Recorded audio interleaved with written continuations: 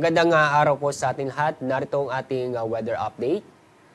Ngayong araw, makakaranas po ng maulap na kalangitan na may kasamang kalat-kalat na pag-ulan at thunderstorm sa mga lalawigan po ng Palawan, Occidental Mindoro at Romblon.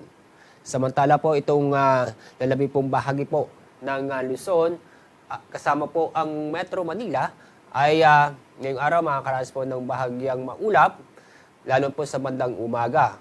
Pero sa lalabing bahagi po ng ngayong araw, asahan po ang magiging maulap ang papurin na may kasamang isolated na mga pag-ulan o thunderstorm.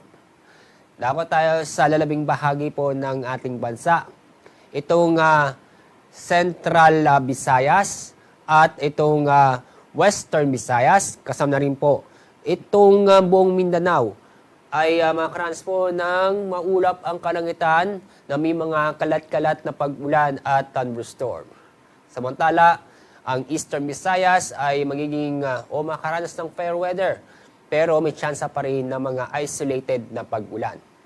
Paalala po sa mga kababayan po natin, mag-ingat pa rin tayo dahil sa mga pag-uulan na posibleng magdulot ng pagbaha o pagguho ng lupa.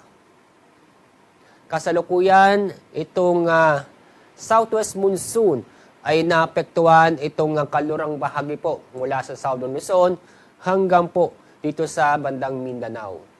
Bukas, may epekto pa rin ang southwest monsoon doon naman po sa may western section ng Southern Luzon at ng Visayas. At magpapatuloy po yan sa araw po ng Sabado. Ngayon hanggang Sabado, wala po tayong inaasang mabubuo na low pressure area o bagyo sa loob po ng ating Philippine Area of Responsibility.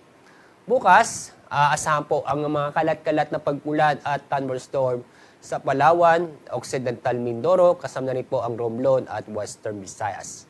Sa araw po ng Sabado, may tsansa pa rin po ng mga kalat-kalat na pag-ulan at thunderstorm. Doon pa rin po sa lugar sa Palawan, Occidental Mindoro, Romblon at Western Visayas.